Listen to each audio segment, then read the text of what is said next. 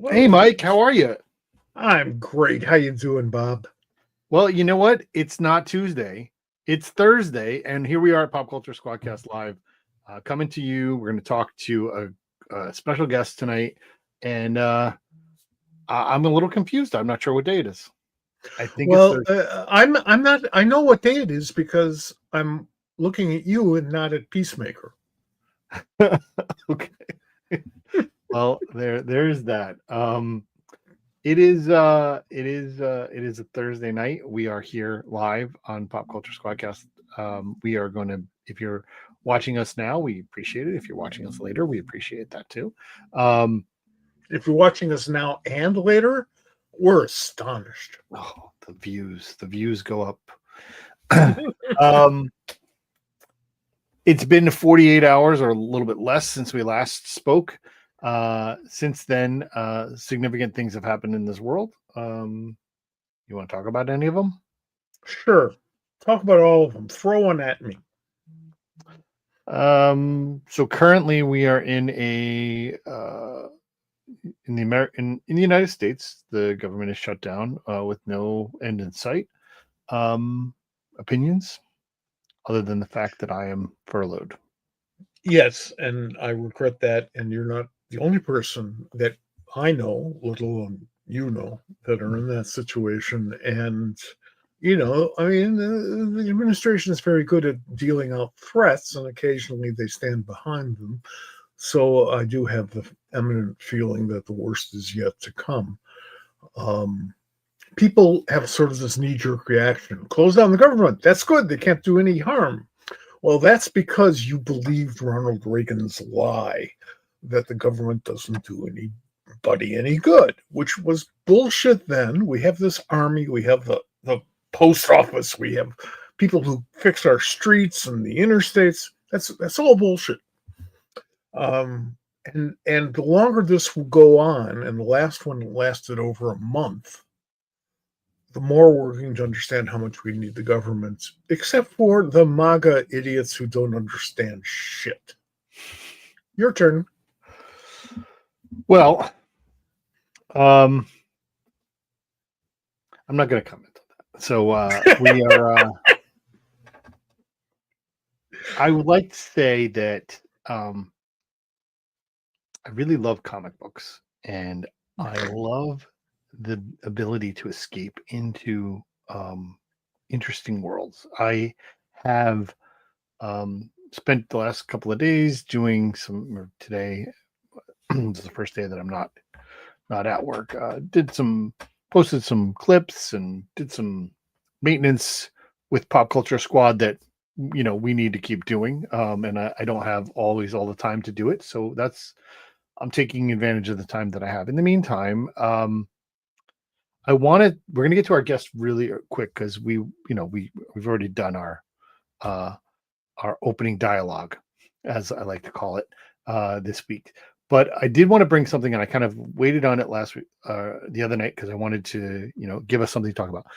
There's a new situation, and we kind of, you and I have mentioned it briefly, but we haven't really talked about it. So Neon Ichiban, you're familiar with such thing, right? You've heard of it. Mm-hmm. It is a new digital comics marketplace reader. It is now in beta live. It's live beta. You now can log into it, and I have. Have you tried it yet? No, I have not. So I'm going to share it. We can talk about it for a minute because I'm not upset with it. I don't hate it. And it's interesting. I think we should talk about it because it's an option here. I think we should talk about it because getting comics digitally is something that is not going to go away. This is the site. No, nor should it. No.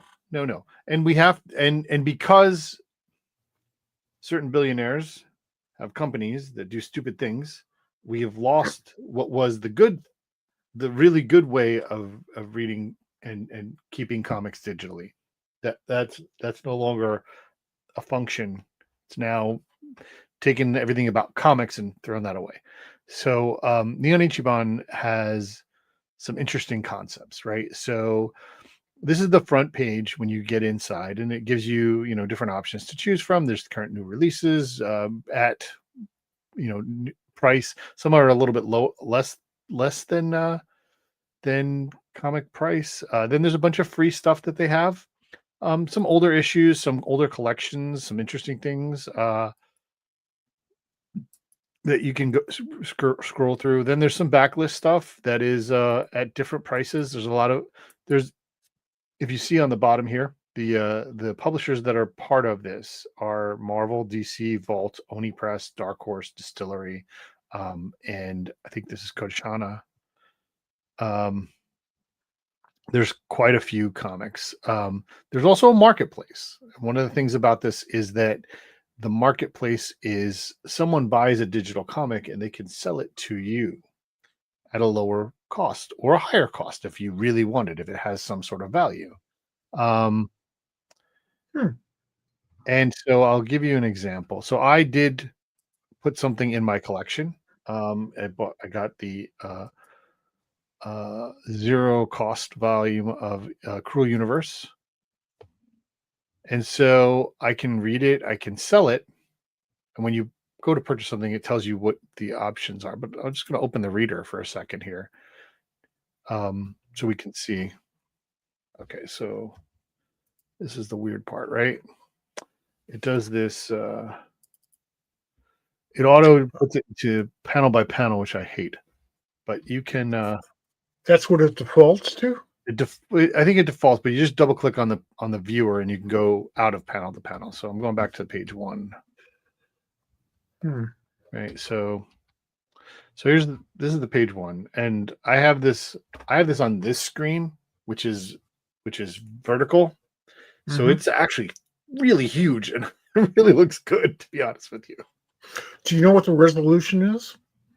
It's I mean, this is fantastically huge. I don't know what the resolution is, but it is, and it looks great. If you were to compare it to Amazon's bullshit, it seems better. It seems absolutely better.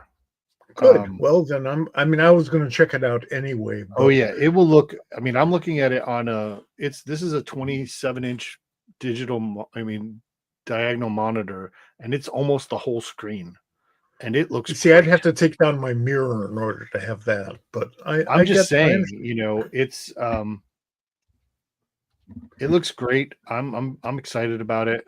You just pop out of it, and then so you can do different types of things and types of discovering. But I just kind of wanted to show you what it looks like and give people an idea.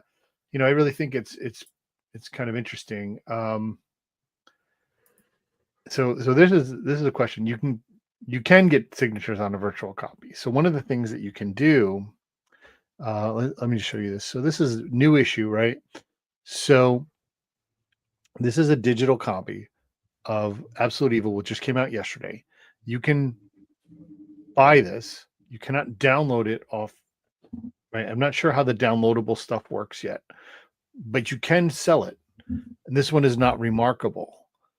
But there are other things that you can remark. So, for example, if I look at, excuse me, I know that by publishers, I know that the Distillery stuff is remarkable. So, well, it should be, because those are the guys that started the operation over at Amazon. They did. But if I click on this and I go to Blasphemous, this one's not. Maybe not Blasphemous. Let's pick something else.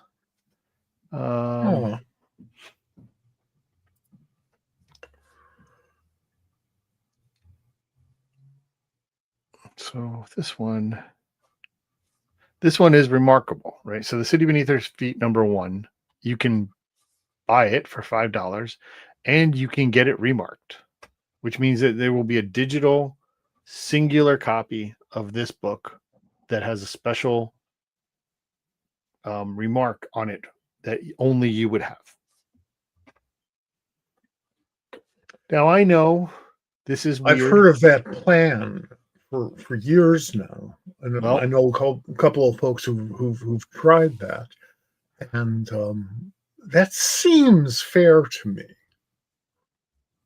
It seems like a good idea because you don't want to have a million people making a million copies of your stuff when a couple of those people might buy it. Most of them wouldn't have anyway, but some would, and we need creators need money. Sure. It's that living thing. I have not. So, for example, this is only available in the marketplace, which is kind of interesting. So this issue you can buy digitally because it's available in the street store, but some things are only available digitally through the marketplace. So it's kind of weird how all this is working out. I think I'm encouraged about this. I look forward to them continuing to grow. I know that based on our knowledge of the industry and how we discuss the comics industry at least once a week, sometimes twice. This week it's twice. It is filled with people, and people are particularly interesting in terms of how they get along. And I know that there is at least one publisher who will have a very difficult time becoming part of this platform. Why are you not revealing that? Well, Image is never going to be there. That's what I've heard through the grapevine. That Image will not,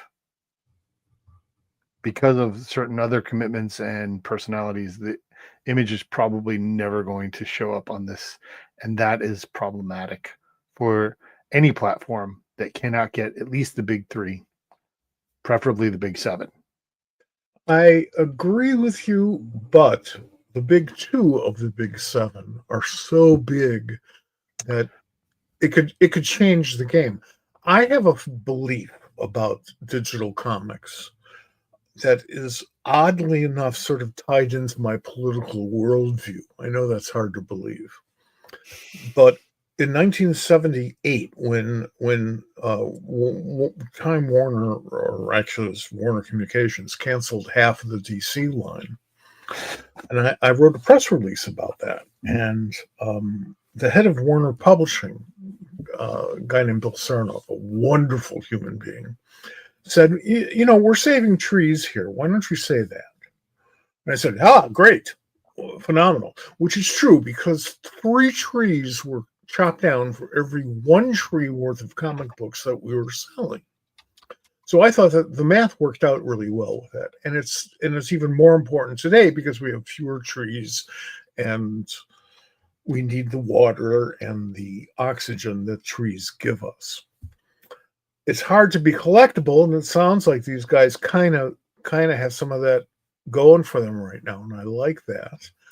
I like the idea of reading comics on my pad a lot because I can think like I'm on Star Trek or something, and it's a wonderful experience because I can blow up the pages so I can get into look at the detail and whatever, and I can see the whole page at once. And a 2-page spread. I love it. I love digital comics. I love digital reading, even though some of my best friends own comic book stores and are not happy that I have this attitude. But we got to save the planet and we got to save comic books. And I think that paper product has a short lifespan. Well, I hope you're wrong. Yeah, I understand that. But I don't necessarily think you are. Well, we'll see. I mean, by the time we work this out, we'll have something else where they'll just be beaming it straight into our brains. Oh, that sounds fun too. Yes. There are plenty of good comics that need to get beamed straight to our brain. And yes, we're here and we're talking to you folks. That means that we probably have a Kickstarter to plug, because that's pretty much how it goes. There are so many good ones, and so many of our friends and so many great comic book creators are using that platform to crowdfund their work. And we're going to bring in another one. We're going to bring in a guest who has been a friend of ours for quite some time, and I'm very excited for his debut on the show. We've talked about it for a while, and I don't want to spend too much time with you and I chatting because we got another show in a few days about another Kickstarter, and let's bring in our guest and we'll talk about his Kickstarter and the other comics that he has going on. So if you have not met him, please welcome Franco to the show.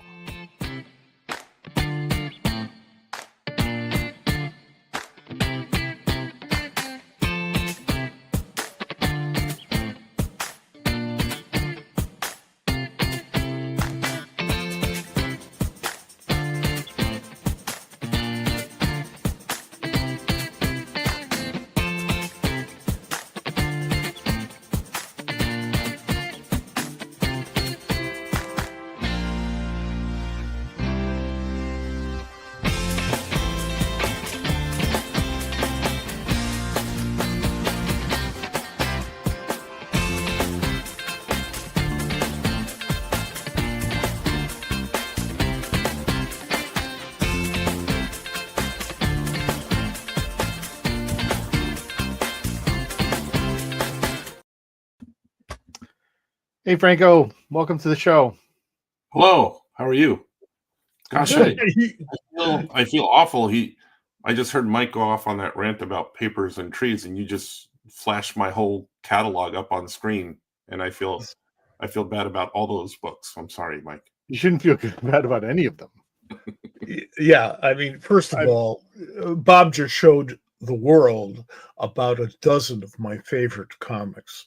Franco knows all too well that I've been a fan of his for a long time. I'm very appreciative and humble for that. Well, I just love your stuff. And giving credit where credit is due, it was DC Comics' Martha Thomasis, who's no longer with DC, nor am I, who turned me on to you guys. And I've been following you ever since. There was a period of time when fans would get all snooty about humor in comics. And I'm thinking, why the hell do we call them comics? Well, maybe we shouldn't, but we do, and we're stuck with it. So let's have some comics. That's okay. Yeah, I'm a big fan. You should be. I want to talk about like a lot of that. Like we do this show every week, and I spend a lot of time preparing, building, little montages for our guests and doing some research on them so that I know, things we can talk about. I did some research, but like I already know that you and I can talk with Mike probably for 4 hours without even starting to get tired. Before we get into some of that, I want to talk about the greatest little luchador ever. Before we get too far into that, I actually want to share. Let's watch this trailer for this this Kickstarter that's going right now.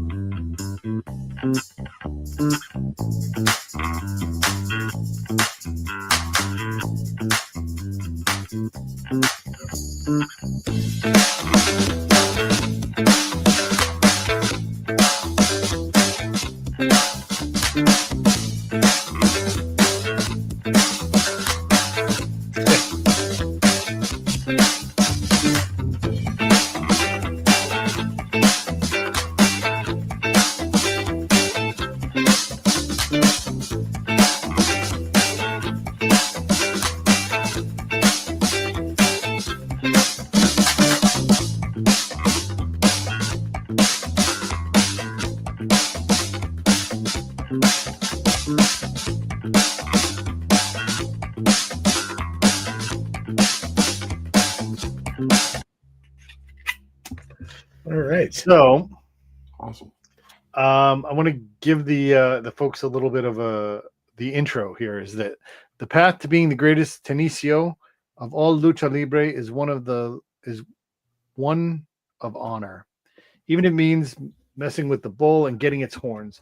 Angel de Luz, strives to be the protector of the innocent on his way to becoming the greatest of all time. He faces his biggest challenge when he vows to rescue a dog and return him to his rightful owner. On his journey, Rudos try to foil his plans, meets possible new friends, and supernatural foes are even bound to show up along the way. Will these factors be an immovable force for the unstoppable Angel? Franco, tell us about it.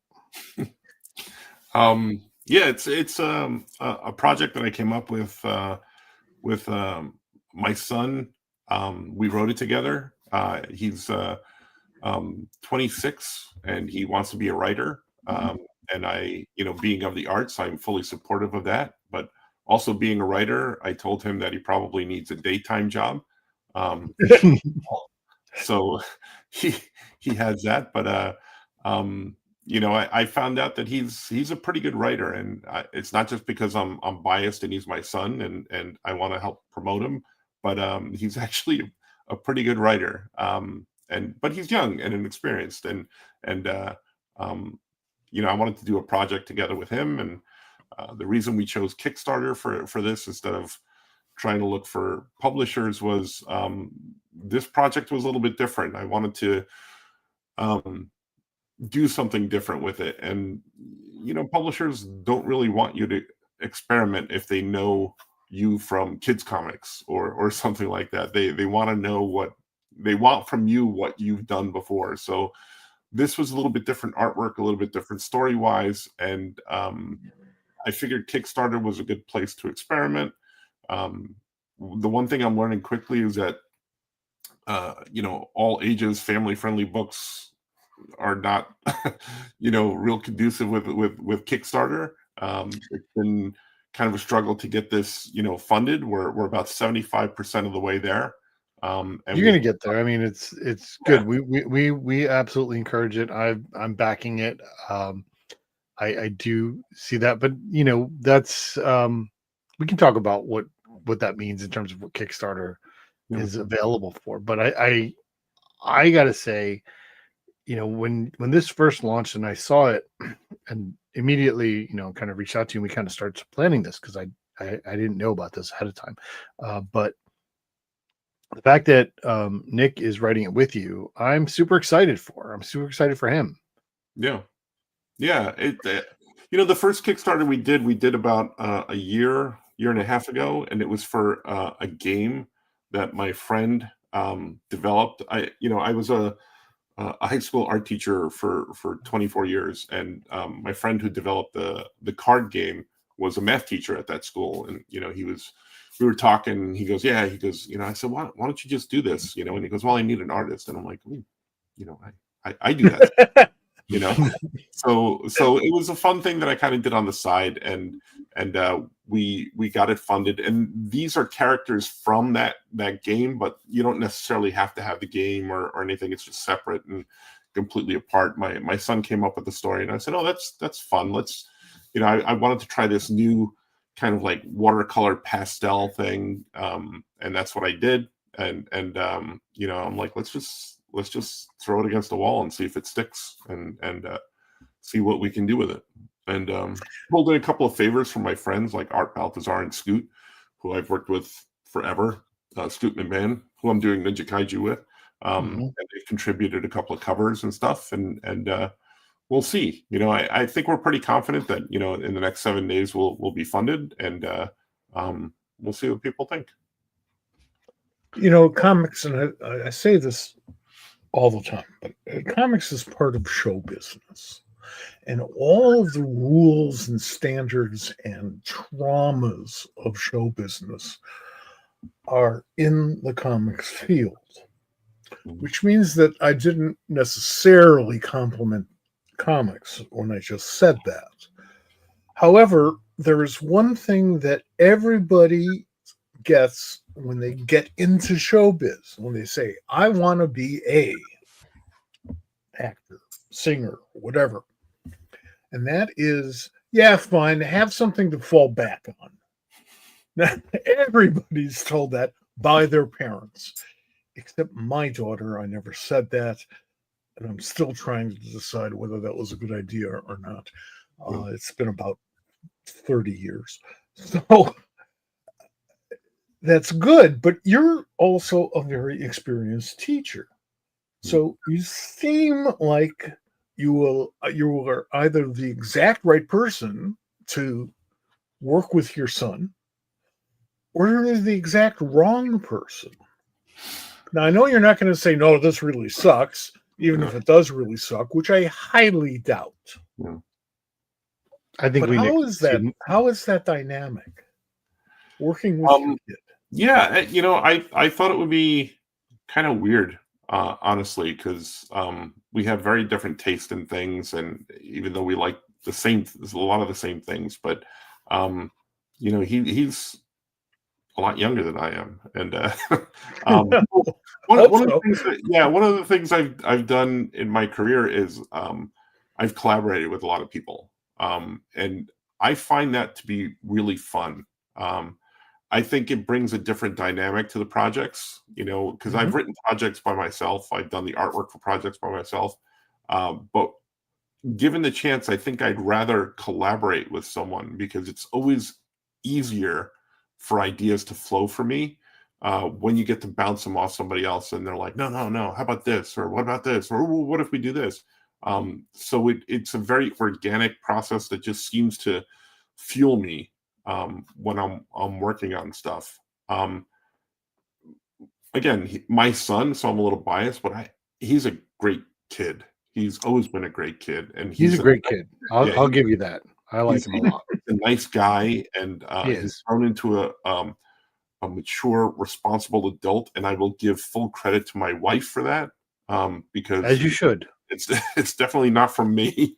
But none of us are equipped to do that.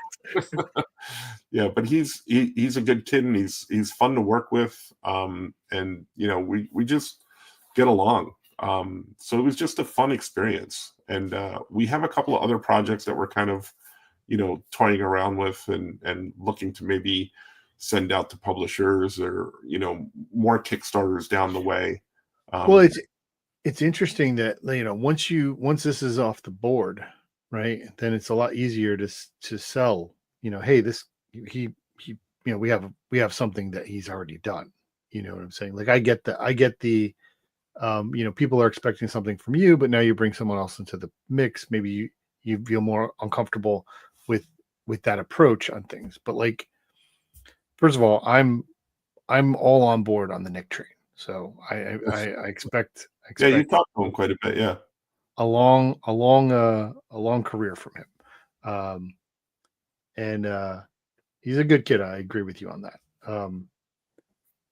But what about this? Like, tell us a little bit about this idea. Like, where is what made you launch into this story?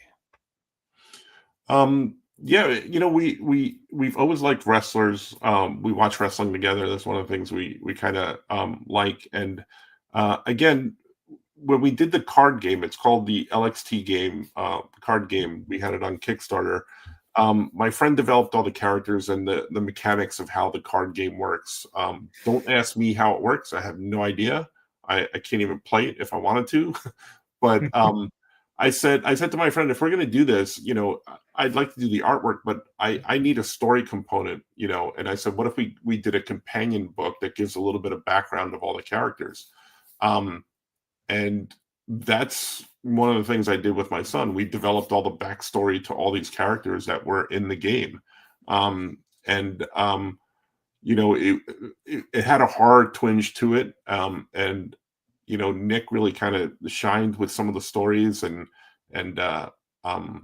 that's where I'm like realizing, I'm like, oh, this kid is pretty good, and then he came to me with this idea of like, what if we did like something for all ages, and he came up with this story, and I'm like, oh, this will be fun to do. I want to see how fast I can get this artwork done, because now I'm not teaching anymore, and I really haven't drawn a lot of comics in the years that I've been teaching, just because sitting at the drawing table is a commitment, whereas writing notes on a pad I can take with. rather than a large drawing board, although everything's digital now, but it wasn't that way, 20 years ago when I was teaching and doing comics as well. So, this was, again, just kind of something to kind of, shake the rust off and see what I can do with this, watercolors and pastel type things. And the story is just really straightforward and simple. This luchador, he's on his way to the arena. He's got a match. But he finds his lost dog, and he's like, we have to find this dog's home. And then his opponents from the ring kind of find out about it, and they say, oh, he's got a new sidekick. We want this as our sidekick. And, then, chaos ensues, so to speak. One of the things that I miss about living in Chicago, where I spent the first half of my life, I used to go out with friends and we would see Mexican wrestler movies and Zatoichi movies. I should point out, this was long before anybody cared or even knew about that stuff, except for Frank Miller. So I would go to these two things a lot, and I enjoyed the hell out of them for a wide variety of reasons. One of which was that it kind of captures sort of the action and spirit of some of my favorite old comics. Yeah. It has the pacing and the character development. I mean, a lot of bravado, which, hey, Stanley 101. No. So I love seeing these influences, these concepts come into comics, because we're pretty strict on where we allow our influences to come from when we put them in print. Because we're worried that people won't get it, or people will get it and not like it, or we're going to offend the fan base or whatever. Screw that. It's part of your life. You like it. You want to put it in your work. Put it in your work. Yeah. And if there are people who like that stuff, great. If they do and they tell other people, that's wonderful. Yeah. Doesn't get better than that. Yeah. Yeah. I mean, when my son was very young, like, we kind of got into wrestling. I'd watch wrestling in the 80s, the whole, flashy Hulk Hogan type, those things. And then I kind of fell out of it, after a while. And my son just, was younger, and he liked superheroes and stuff like that as well as I did. And we just kind of would start watching it. And I kind of got back into it. And it's been 20 something years now that we've been watching it again, and they've evolved a little bit more into soap opera-y type storylines, but the colorful costumes are still there, the high flying is still there, and it's all superhero drama for me, I have it on a lot here in the studio when I'm working. Yeah, it's really fun. It's really a lot of fun. The weird thing for me is that I kind of lost interest in wrestling in general, certainly, World Wrestling Federation stuff, when I moved from Chicago to Connecticut, where their headquarters is. Yeah. And for a long time, my favorite barbecue restaurant was across the street from where their headquarters was. So I'd be seeing them all the time and stuff. And I found that to be very unusual, but I was very attracted to televised wrestling soap opera back in the early 80s, early to mid 80s, very much so. And now it became a thing, and it became in some ways became sort of an ugly thing. And also, it became big, and I kind of got tired of it. Okay, that's life. But I love the culture. I love the culture because it's like, okay, we're going to switch reality off right now and just have fun. Yeah. Isn't that what comics is about? Yeah, absolutely. Nope. I want to take a second, Franco, and talk about you said you're doing something different in terms of this. Is this digital? Yeah, this is completely digital. That is, and you colored this digitally as well. This is I love this. It's very nice. Yeah. I love the texture you're adding to this is just amazing. It is why this choice, why this way, and Was it difficult? Is it easier? Is it something you want to continue with? You said you were trying something out. How do you feel about the experiment? Yeah, I think it turned out okay. Okay. I'm not a big watercolor fan or pastel fan. I'm very much solid colors and things like that, where I've done that with um, uh, um, traditional pages and coloring. And then a couple of years ago, I did the Teen Titans Go to the library and for DC Comics, and they were the story. The story is Raven casts a spell, and all of the other Titans wind up in other books in the library. And my idea was that Robin is going to wind up in a book of Shakespeare plays, and Starfire winds up in an art history book. And I kept telling them, okay, it's kind of like the story of Phil Collins in Genesis when they were looking for a new lead singer, and then he kept doing the songs to tell the other guys how to do the new recruits how to do it, and then eventually they're like, well, why don't you just do it? Because it sounds pretty good. That's what happened with DC. I'm like, I think these pages should look like this, and these pages should look like this. And they're like, well, why don't you do it?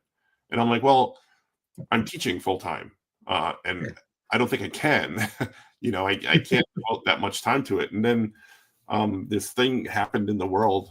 I don't know if you heard about it, but the pandemic happened in the world, and then suddenly I was home, and we were teaching from home, and I said, you know what, if you give me some time, I can do it. And that's where I really just started to kind of like experiment with the digital things, especially the Starfire pages, which were a very painterly type look. And I painted in a style like Picasso. I painted like the Impressionist, again, drawing from my art history background. So a lot of that was, I'm like, oh, this is kind of cool. I can do all these different things with this incredible, iPad and Procreate. And this was kind of like an extension of that. I'm like, okay, I've never really done watercolors because even though I taught them for so many years, I truly dislike watercolors.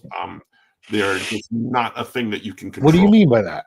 It's just I'm very meticulous comic book artist type person, and watercolors are very.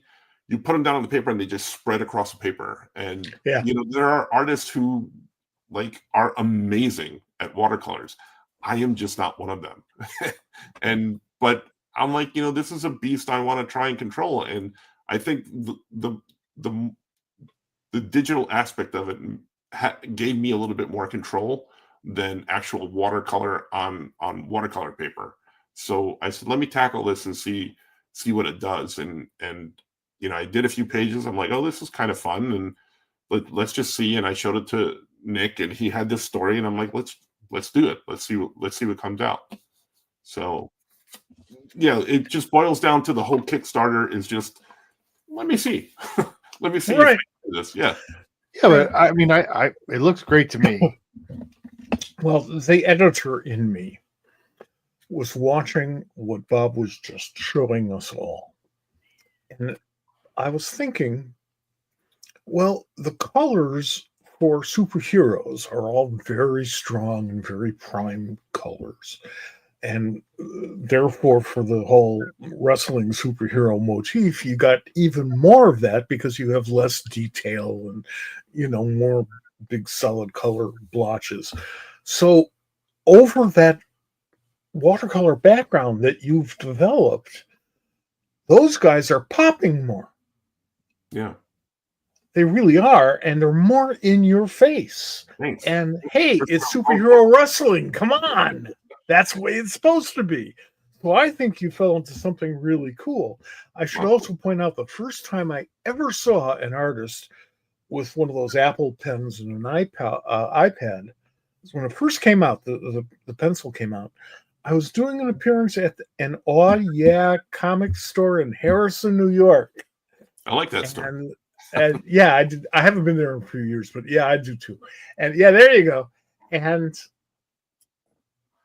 one of the artists was there, guy I didn't know and whose name I just don't remember right now. I'm sorry to say, was doing that. It was probably John Monaco, because he worked at the Apple store at that time. Yeah, he's the one who introduced me to the iPad and the Apple Pencil. And I had just bought a Cintiq, like maybe 3 weeks before that, and I like dreaded taking it out of the box for for a week and a half. And then I went down to Comics, which was probably around the same time that you saw this.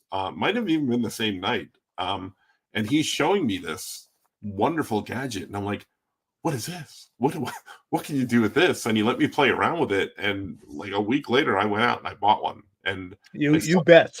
I sold my Cintiq, and I'm like, I'm not chained to my desk anymore. I can take this thing with me wherever I go, and I do all the time.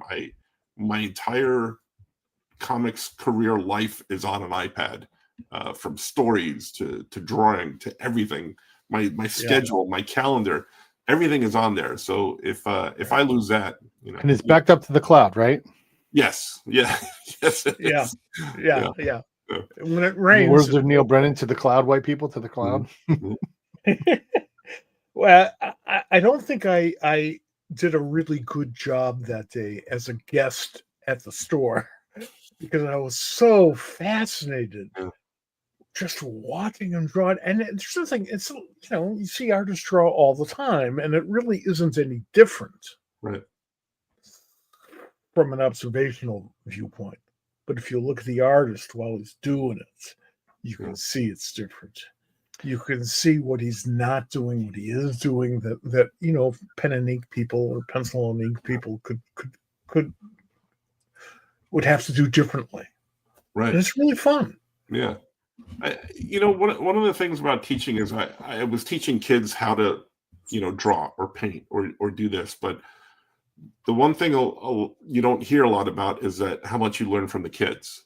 And, when they do something different, I'm like, oh, yeah, I never thought of doing it that way. Or, yeah. The iPad is just an extension of that. When I saw that, I'm like, wait, what is this? I've never seen this. I never knew that you could do this. And it piqued my curiosity. And that's how I just kind of just gambled on it. And I'm like, I'm just going all in. About 2 days before the first iPad was released, and I already had mine on order, I was having lunch with my daughter and with Heidi McDonald. And we were talking about distribution of comics and where the whole thing is headed. And it turns out we were right to be pessimistic, but we were completely wrong about where it was headed. It wasn't good. But I said, well, in a couple of days, maybe the future of comics is going to come out. And I talked about the iPad and about how cool it would be to read comics. People weren't even thinking about that all that much at that moment in time. And I thought this could revolutionize our accessibility. How do we get comics into the hands of people who don't happen to live near a comic book store? Mm-hmm. Now we have trade paperbacks, and that helps a lot. But then, and Barnes and Noble seems to be building new stores, so that's maybe a good thing. But it's a real game changer in every communications medium. Yep. But particularly in ours. Yeah. And part of the reason for that is that we have to do something that most other people in other media don't have to do, which is pack up everything, go to Tierra del Fuego for 3 days, sign a bunch of autographs, talk to a bunch of people who keep us in business and who, by and large, we love. There's a list of exceptions. And you can take the iPad with you. You can take the pencil with you. Yep. That freed so many artists. Yeah. Yeah. It's a great piece of technology. I'm not gonna. I own nothing made by Apple, but you're proud of it. Well, it just is what it is. I'm not gonna.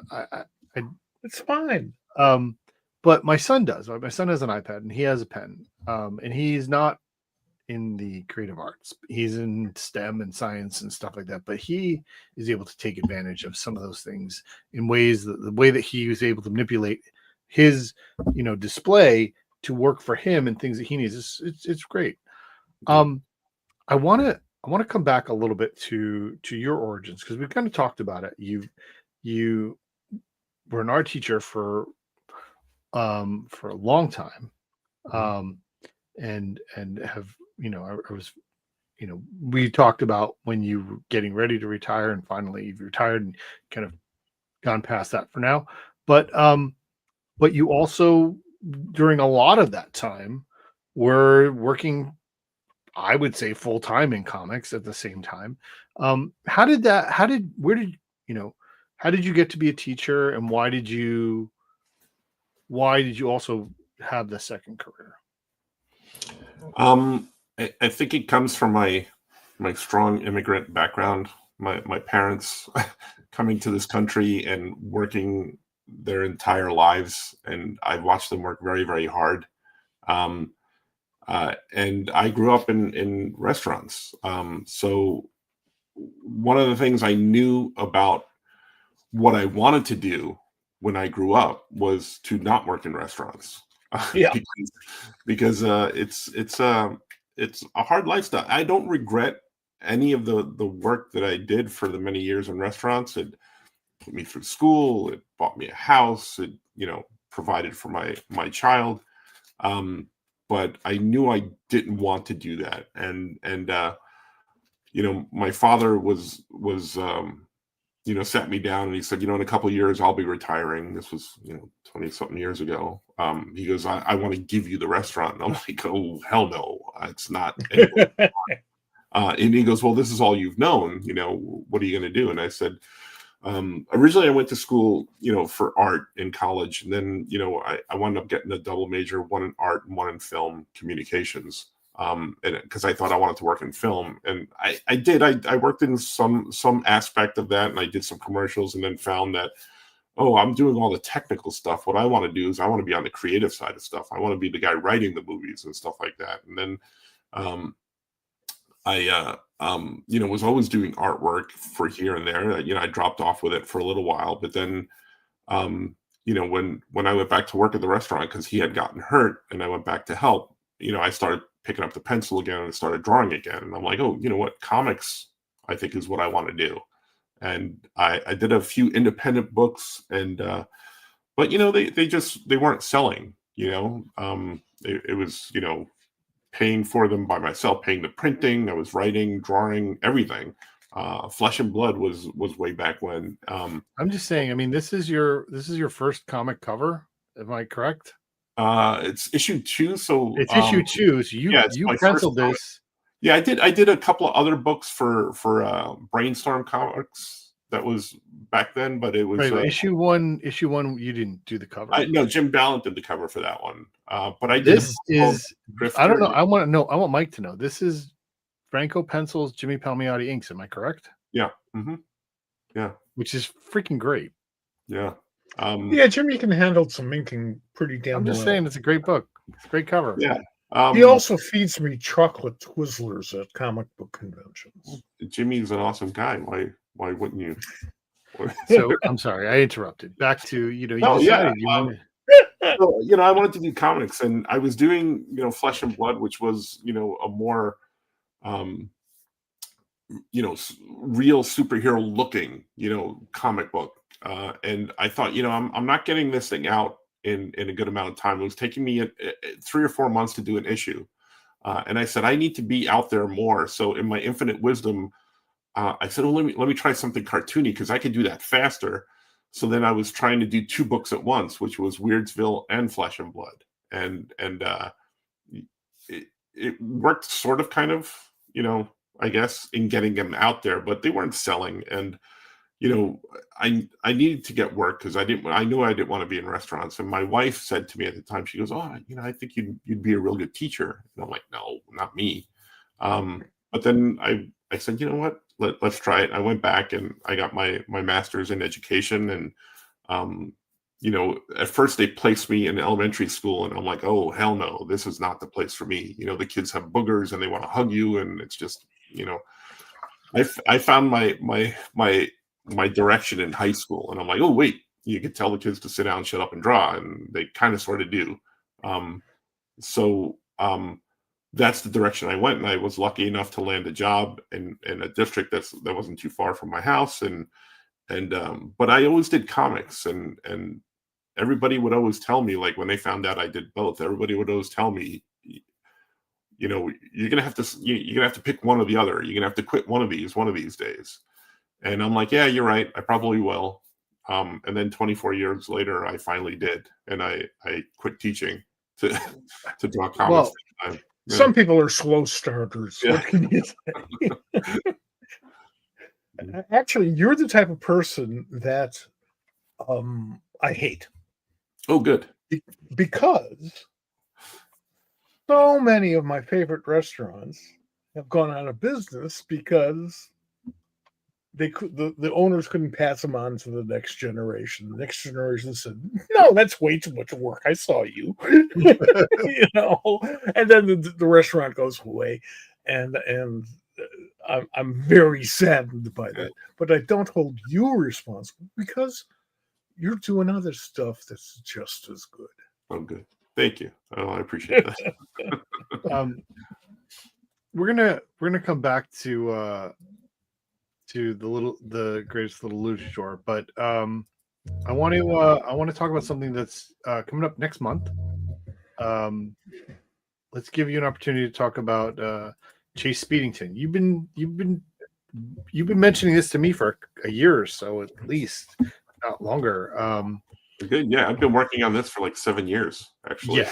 So I know you're really excited about it. It's coming out from Mad Cave Studios under the Paper Cuts line next month, right? Yes. Yeah. November 4th. Yep. It's the same day actually as I have a couple of stories in Flash Gordon Volume 2. Excellent. The same day. So yeah. So tell us about Chase Speedington. I haven't finished reading it, but I have started reading this book, and I'm interested in it. I'm not a so I like reading books that you write, regardless of the age level of what it is you're writing. And I don't mean to say it's only books that you write at younger age. I like to read all ages things. I'm an age, therefore all of them. Mm-hmm.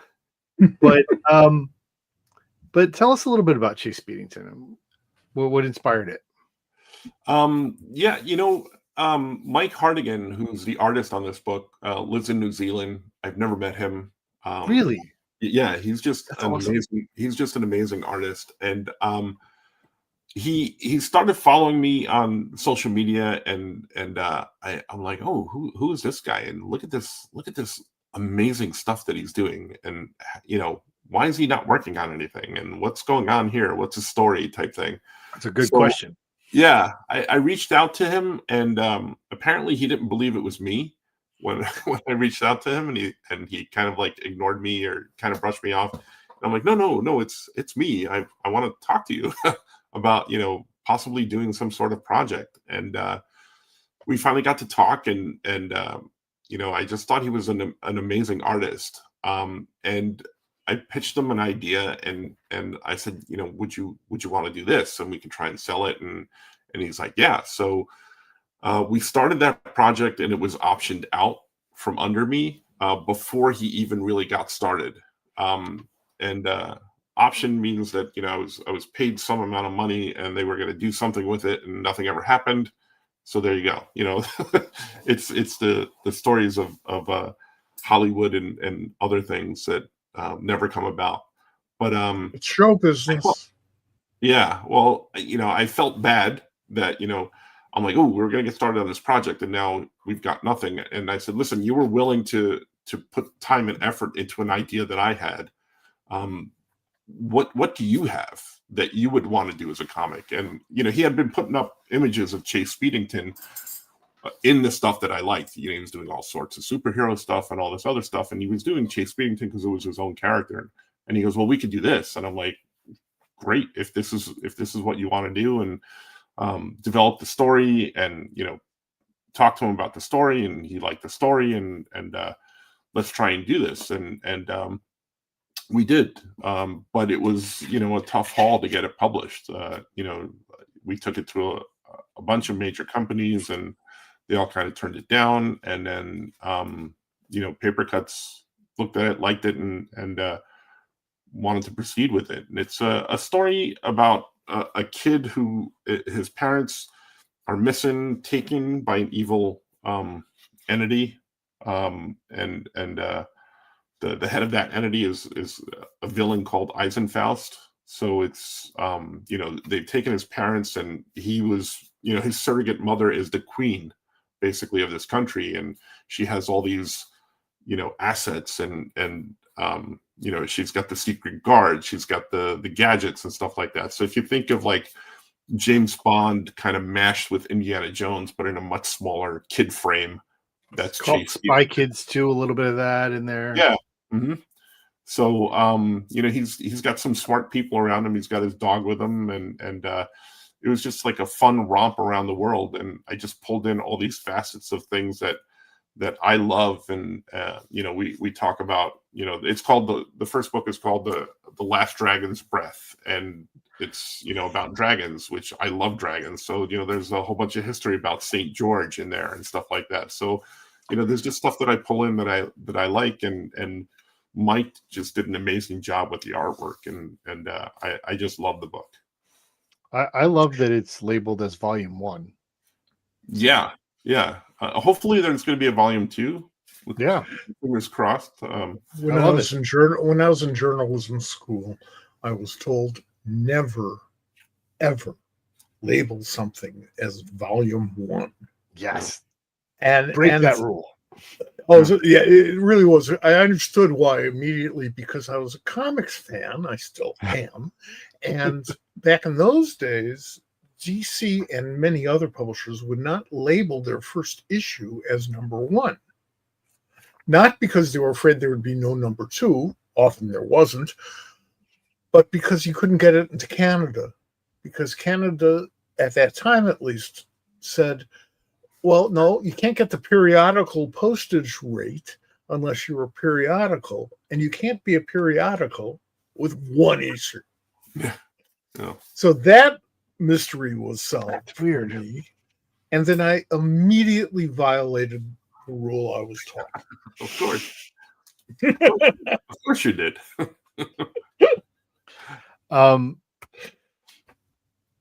So this issue this graphic novel, how many pages is volume 1? I've forgotten because I've read it's it a lot. But it's a lot. I think it's 130 something pages. 143 pages in the PDF. So well, okay, so I lied. It's 143 pages. Well, there's probably back issues. Stuff like that. Probably, that means you owe yourself some money. Yeah. But yeah, I mean, that's great.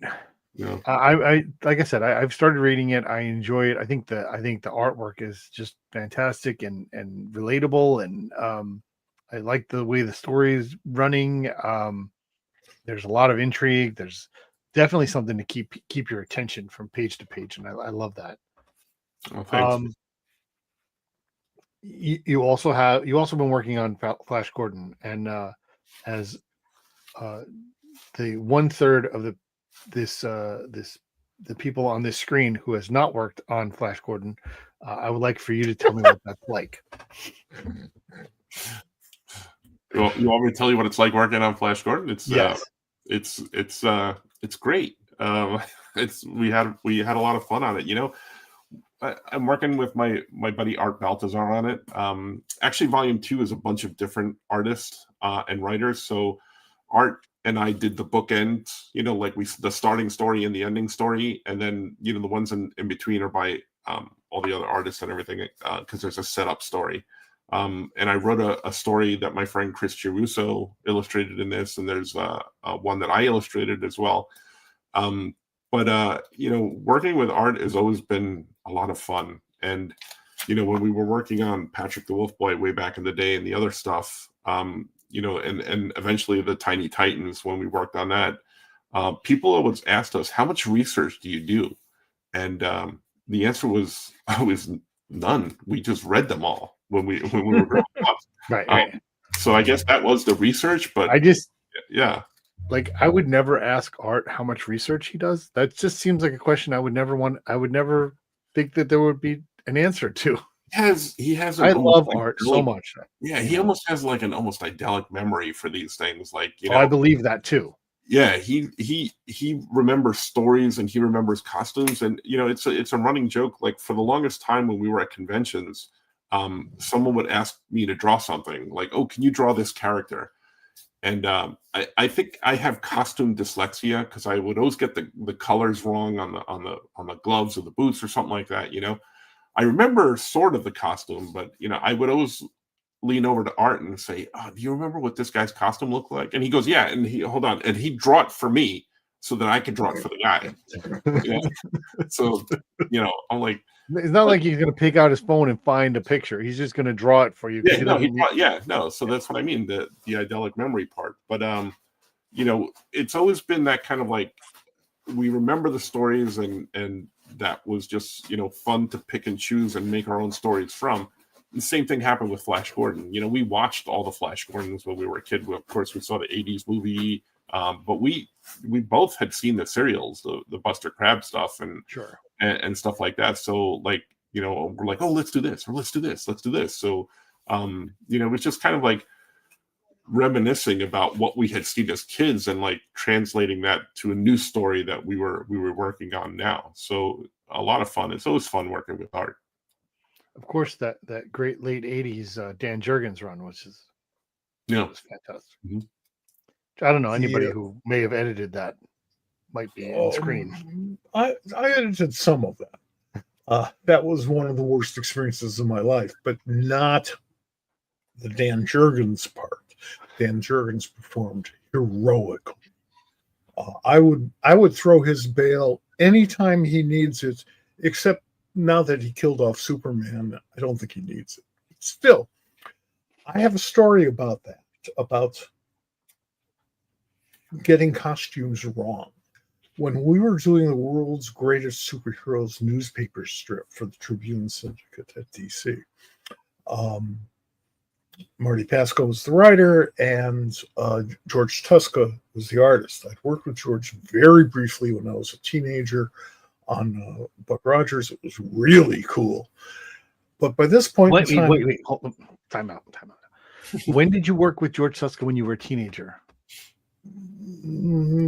Towards the very end of the Buck Rogers strip.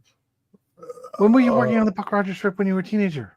Well, my name's not on it. I was just a professional kibitzer. That's what teenagers are. Continue. We'll talk about that. Anyway, George was towards the end of his career at that point. Still doing wonderful stuff, but his memory wasn't quite together. I understand that now.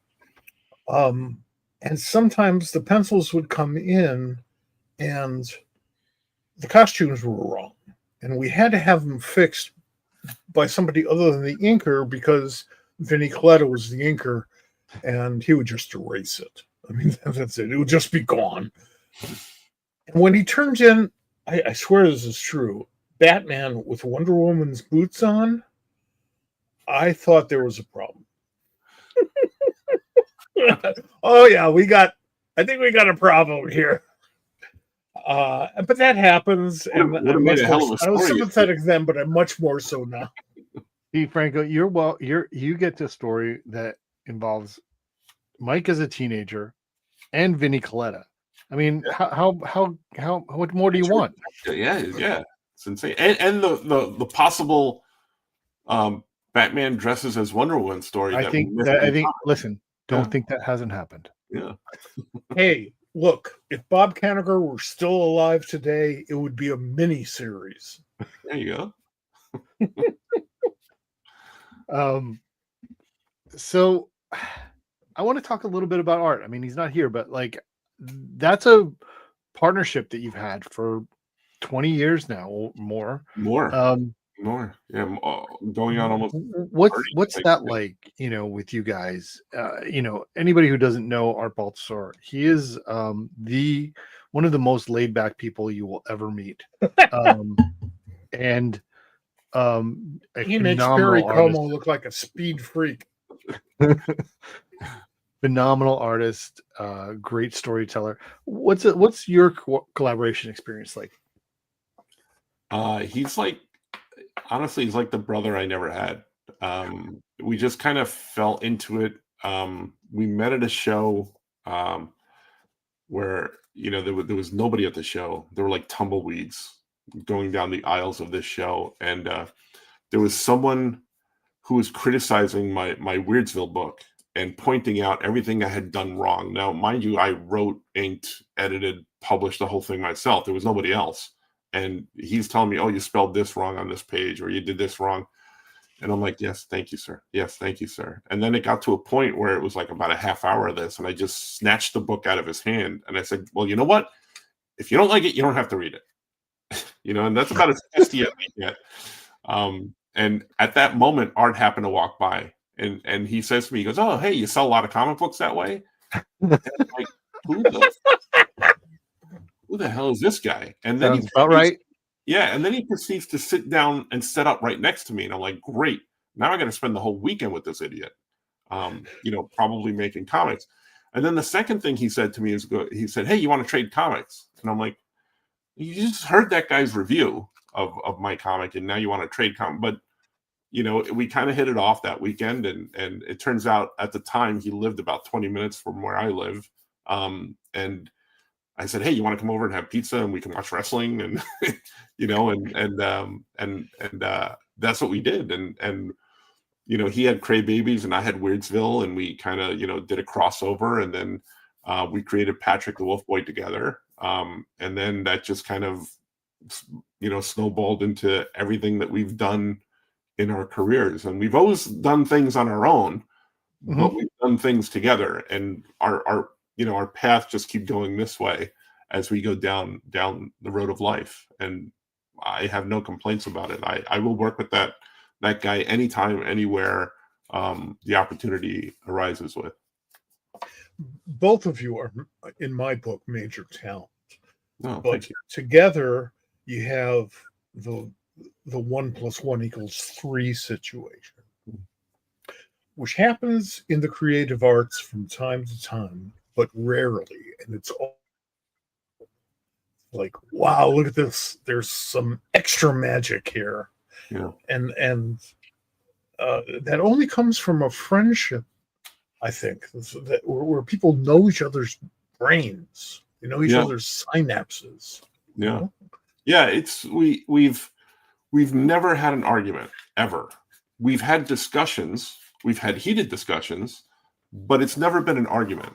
And the heated discussions were never about, lifestyle or anything like that. They were about, story or character, or no, this person wouldn't do that, or but it was never even heated to the point of what you would think a heated conversation is. It was just like kind of a disagreement, but the disagreement would always end with one or the other saying, well, okay, if you think it's better that way, let's do it that way.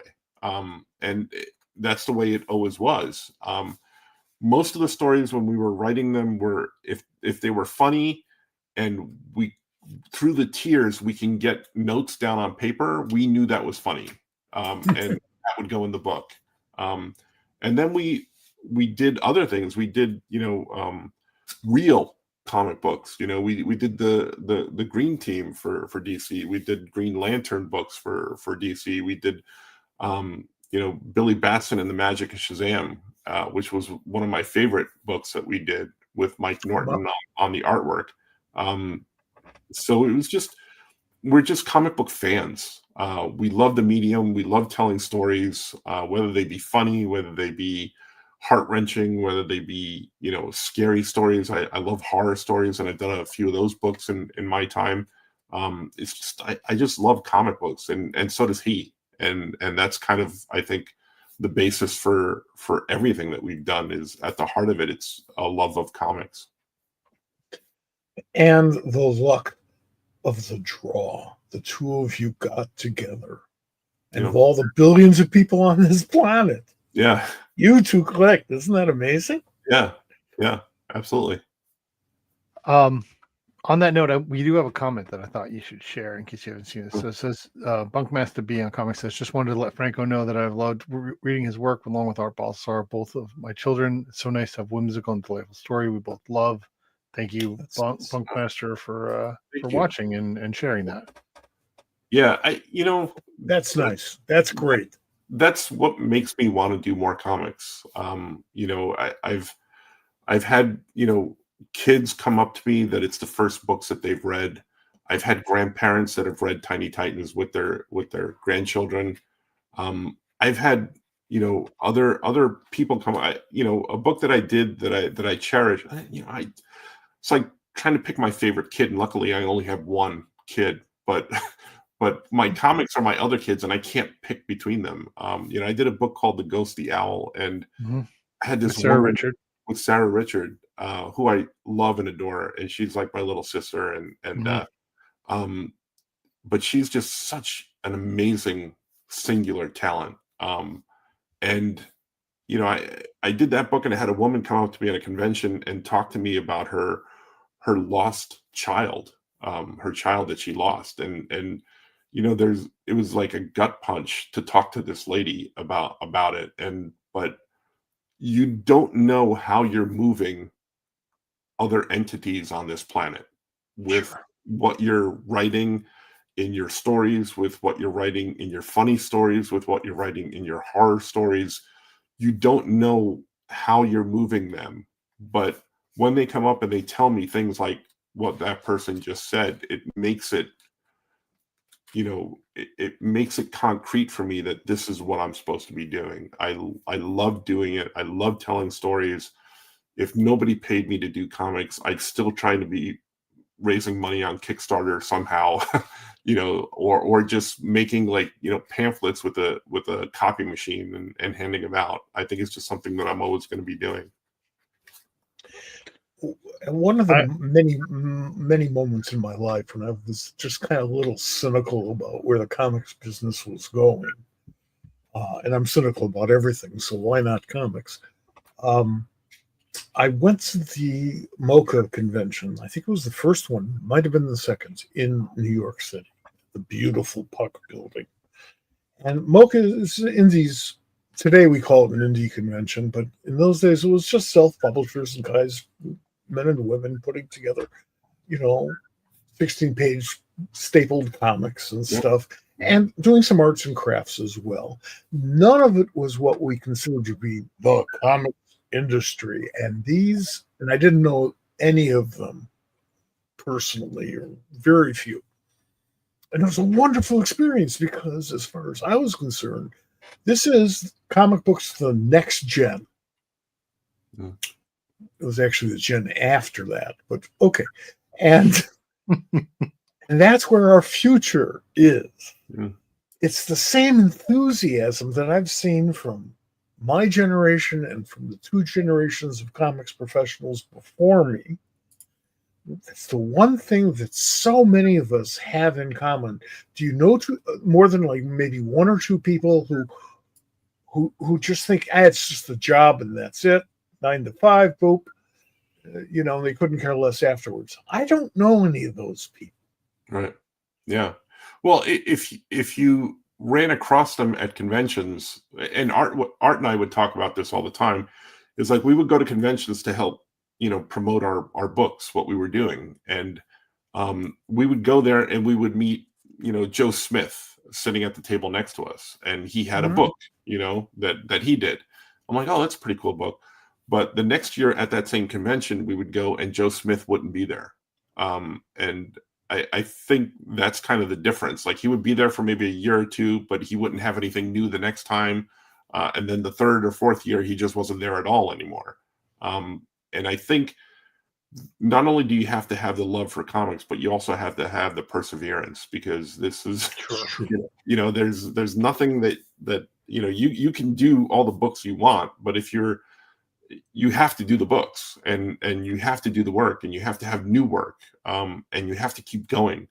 to these things. I'm sure there's a day where I'm not going to be going to those things anymore, but I think the work will always be there. And I think you need to have both of those. So you can have the love of comics, but you also need to have the work ethic, I think, That's as well. You know? If you're going to accomplish anything. Yes. Absolutely. Absolutely true. It's a vocation. And as a vocation, you need a training and you need experience, which is just a different form of training. It's training for old people. When I'm asked, and this happens to me all the time, I'm sure it happens to you too, how do I get into comics? What do I need to do in order to get into comics? Well, the first thing I say is learn how to persevere. Yeah. Mm-hmm. It has to be the most important thing in the world to you, life and limb aside, perhaps. And put everything into it and don't give up and keep on working until you're great and don't get in over your head until you can pull it off. Yeah. And that's still the advice I give people first and foremost today. That's what it's about. Yeah. It's just like being a singer or being, a writer of novels or artist of paintings. I mean, that's what you have to do. If you're an actor, look at Rich Coase at Svengoolie. Rich, a comics fan, had spent 30 years as the most popular broadcaster in Chicago and then became an overnight success. Yeah. Absolutely. Well, I mean, you brought it up, Mike. So Franco, what was that experience working on Svengoolie Comics? I fell ass backwards into it, and it was amazing. Sure. Yeah, I was at New York Comic Con, and I met Rich for the first time because he had come out with a DC book. Dan DiDio was publishing the Svengoolie Meets the DC Universe book, and I got to meet him for the first time because of that. We happened to be signing at the DC booth at the same time, so I'm like, oh, I get to meet Svengoolie. That's awesome. And then it was a year or so later, they were doing this book, but they were going to announce it at a panel, and he was bringing art. Dan was going to bring art with him to the panel, and I'm like, oh, I didn't know anything about the panel. I'm like, where are you going? He goes, oh, we're going to do a Svengoolie panel. I'm like, oh, that's cool. I love Svengoolie. And Dan's like, you know who Svengoolie is? I'm like, yeah, I love Svengoolie. And he goes, really? He goes, I didn't know you were such a fan. I'm like, yeah, I'm a huge fan. He goes, oh, come with us. And I'm like, no, I wasn't invited to this little party. And he goes, no, come with us. And that's how I wound up on the book. Yeah, I went with them to the panel, and then they told me they were doing this book, and he said, these guys are writing for television. They write really well, but they don't really know how to write a comic book. So he goes, I think I'd want you to, help them with that. And I'm like, sure. Yeah, I'm a fan, and I take it as a sense of pride that they didn't change any of my jokes that I put in there. Rich actually made a suggestion about one of them and just added to it. And he goes, it'd be funnier if it ended like this. And I'm like, ooh, that's gold. Yeah, that's funny. Yeah. But yeah. But yeah, they didn't change any of my dialogue or anything. And I'm like, this is fantastic. And then recently they asked me to be part of their artist collection. And I kicked off this year's artist collection with my t-shirt design for them. And they had me design their pajama pants, which are completely sold out from what I'm told, and they're ordering more, but nice time for Christmas. But yeah, I did all the cartoon designs for the pajama pants, and who doesn't want to sleep with Franco's art on their legs, right? Or on the shirt. So yeah, I mean, I just, like I said, I'm geeking out. I'm a fan. I'm like, ooh, I get to draw Svengoolie, and some people are like, who's that? And I'm like, shut up, go away. Let me tell you how good a writer Rich is. Yeah. He got his start working for Dan Orkin, who is a genius of radio advertising and radio production. And Rich got his start writing Chicken Man and the Tooth Fairy, and really kind of stuff that says Franco all over it. Yeah. Although I'm not sure you were born at that time, Yeah. but still, that's where Rich got his start, and his sense of humor today, as you can see, is every bit as sharp. I did a show back in the first comics days with Bruce Patterson, and the two of us had a phenomenal time. Yeah. And I've done a lot of TV and stuff, being who I am, and I never had a better time in a studio in my life. And it doesn't hurt that he's the nicest guy in the world. He's True. Yeah. Yep. True. Yep. I love the guy. I love the guy. I take a bullet for him. Yeah, I mean they're really just.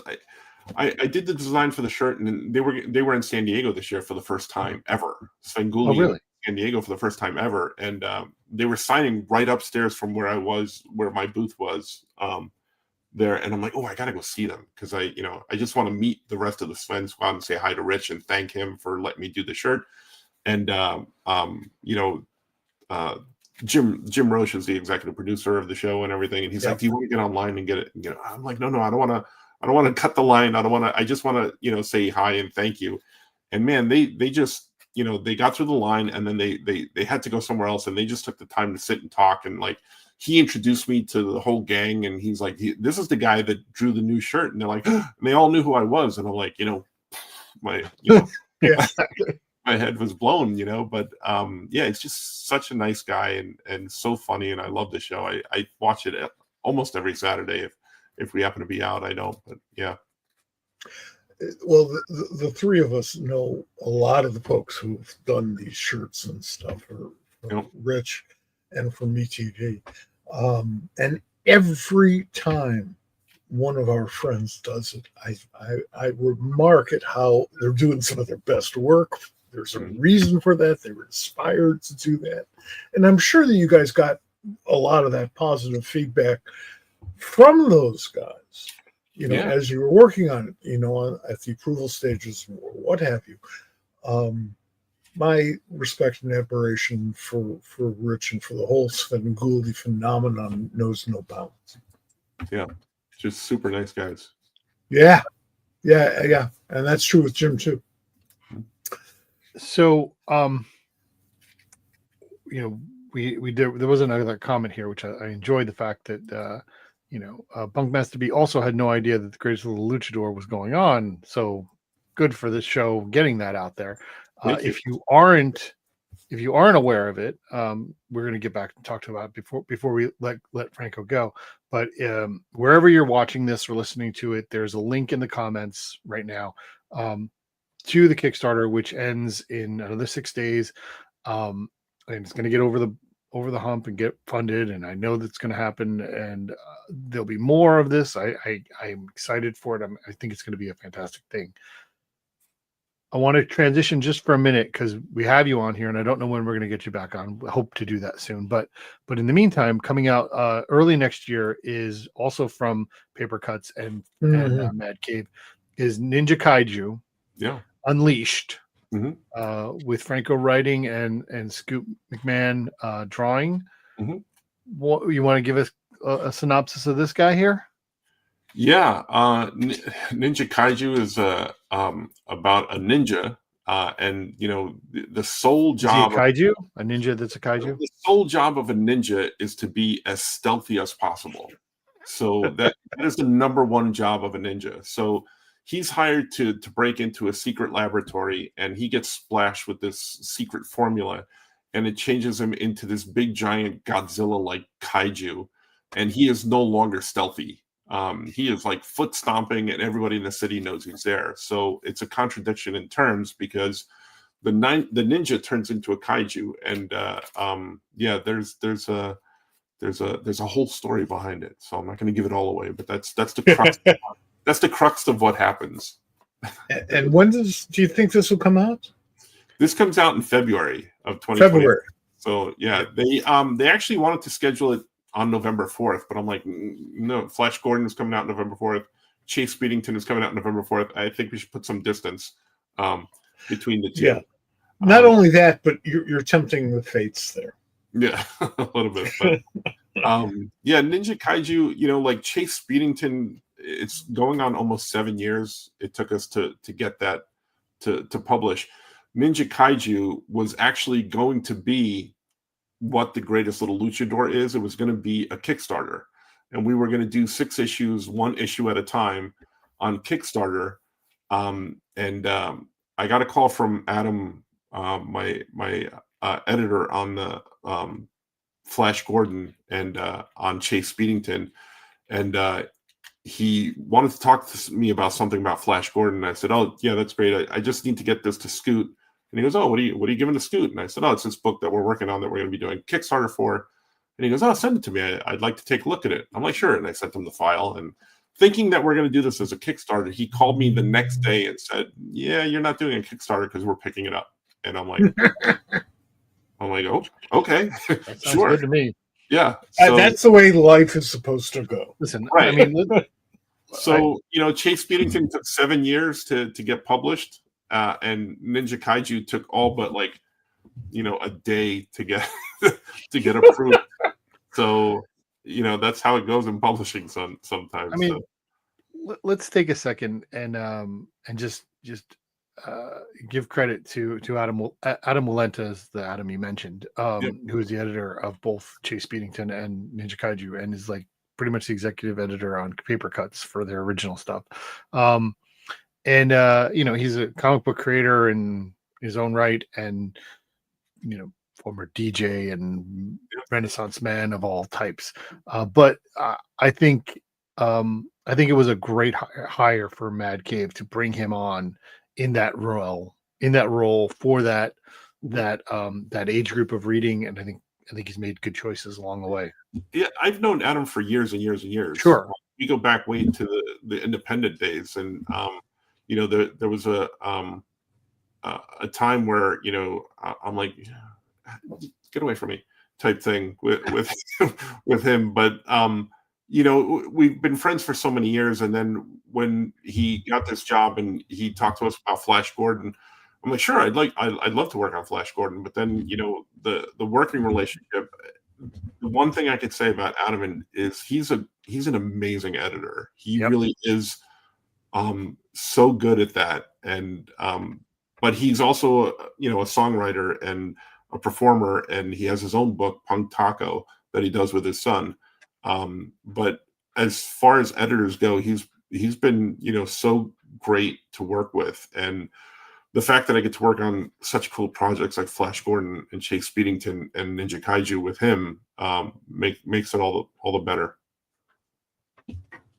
I totally am excited about that. I want to come back to. I mean, we're getting there, and we haven't even talked about Star Trek, and I know Star. Yeah, listen. We're lucky to have Franco because he has other video friends that he goes and talks to. But we'll get you back and we'll talk about that. But I do want to hit one more time. Let's talk about the Greatest Luchador, because it is it's available right now on Kickstarter. You can back it. There are a bunch of different tiers. So there's a digital tier. There's a physical tier, but there's also comic shop tiers, where you can get multiple copies. There's sticker, or there's a print with it. There's other things that you guys are looking for. What are you finding about that experience? Because this is the first real comic book that you've kickstarted. Your other Kickstarter that you did was the game. So how are you? Years ago, we did the Comics Kickstarter, which was very successful, but I didn't run that one. So this is this one that I'm running. Yeah, I think I'm doing it wrong because I set up these reward, these goals and stretch goals where if we reach a certain amount, everybody gets a bookmark, and if we reach a certain amount, everybody gets stickers. I already printed those, so anybody who funds the Kickstarter is going to get them, whether we reach the stretch goals or not. So because I was excited to get stickers, so I did that. We're gonna get I was excited to get. I'm like, I designed these bookmarks. I'm like, I want to see what they look like, so I ordered them. So, that's the wrong way to do it. I think wait till we get to the actual amount that. But The best part is it's wrong when you're doing it. Yeah, but I did it anyway. We kept the reward tiers very simple. So you either get a digital, like we put a mini print up there that's only like $5. So if you want to get any of the add-ons without having to get the book, we put that up there. But the digital version of the book and the print version of the book, and then the comic shop tiers, and that's all the rewards. Everything else is add-ons. So if you just want to get, the Art Balthazar cover, that's an add-on. So you can get the print, and then you could get his cover if you don't want my cover, or you could get Scoot's cover if you don't want my cover. We put up different, artwork up there just to try and help fund.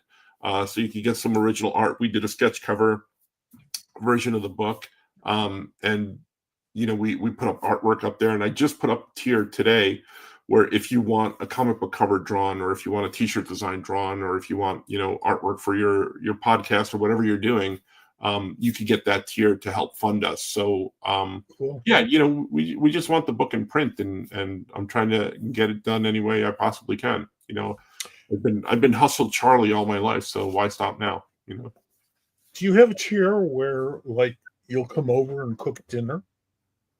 I could, because I grew up in restaurants, and that's actually how I got my teaching job. Actually, so the superintendent of schools brought me in for the last interview, and I was ready to answer all these educational questions, and I get into her office, and she goes, she's looking over all my paperwork, and she goes, "Oh, so your family owns restaurants?" And I'm like, "Yeah." She goes, "How do you make a good chicken cacciatore?" And I'm like, "Well, don't you want to know about the class? I'll tell you about chicken cacciatore. This is what you do." And then, she hired me. So I'm like, I can just come over to my house. I'll make it for you.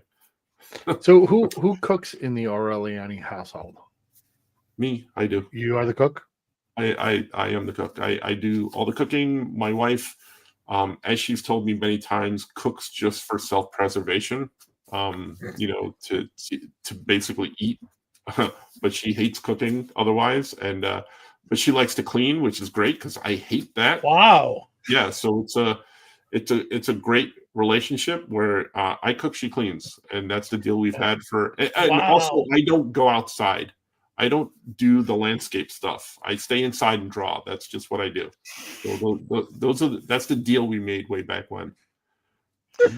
Our household is similar. I do most of the cooking, and thankfully she helps clean, and so that's how it goes here. But are you a recipe guy, or just kind of like off the cuff type? I am a modifier of recipes. Okay. So I will get a recipe, but once I've done it, then I don't need it anymore. And or sometimes I'll say I'll take one recipe, I'll take an idea of a recipe, and then figure out what else it needs. Yeah, I'm making this thing because it's got this recipe. Very rare that I'll do that. I'm a good cook, but my daughter is a great cook. Yeah. So I haven't been doing a lot of cooking the last 10 years. But she's making chicken Vesuvio in a couple of days, nice. And I can hardly wait. Yeah.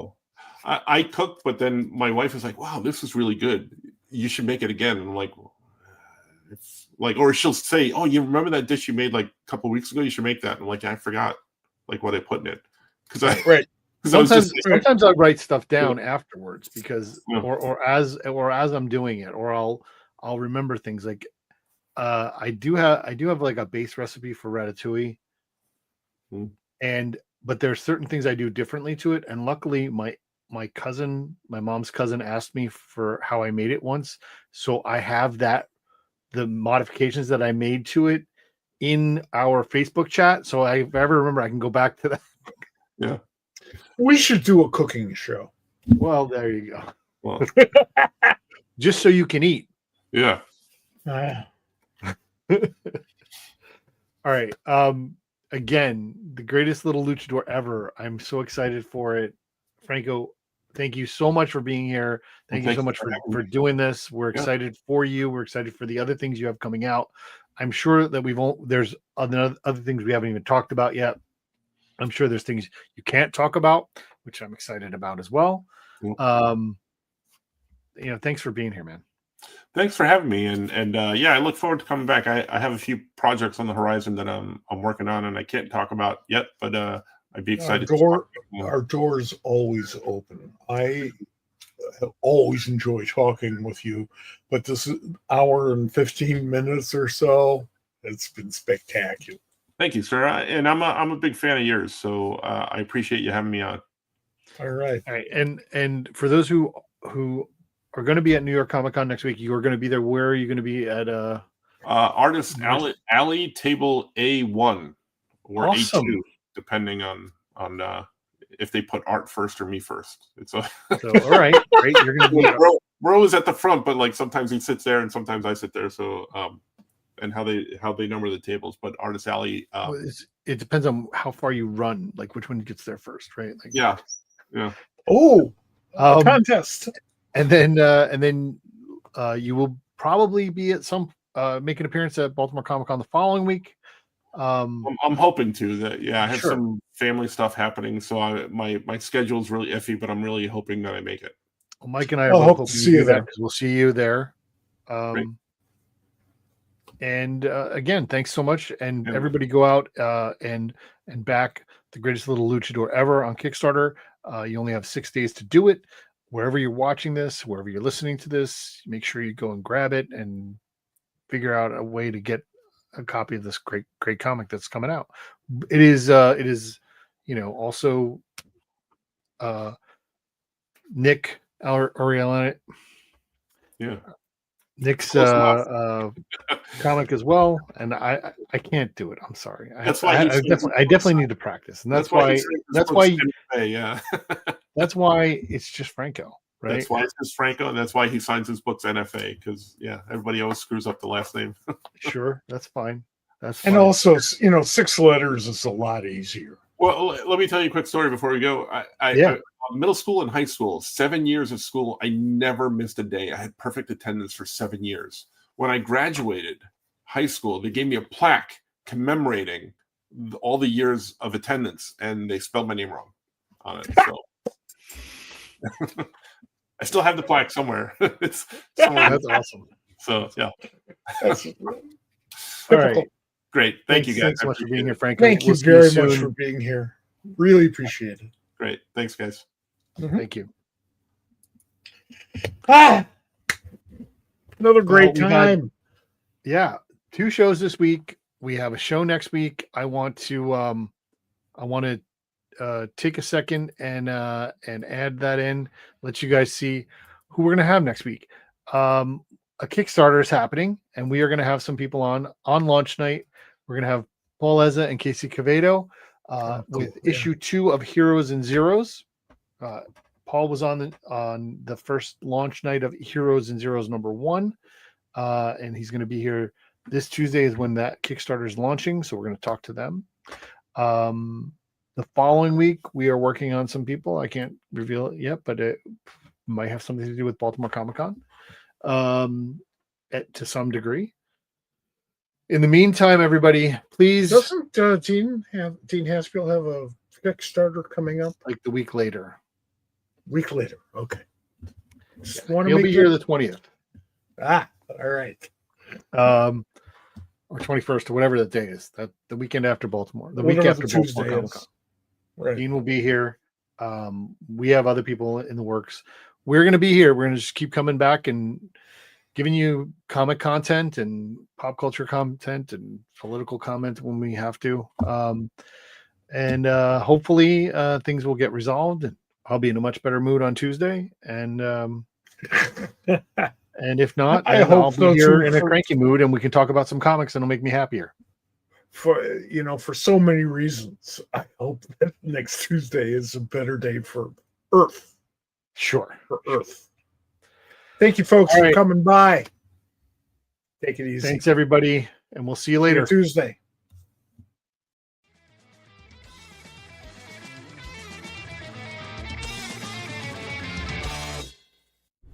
This has been a production of the Pop Culture Squad Network. PopCultureSquad.com. How do you nerd?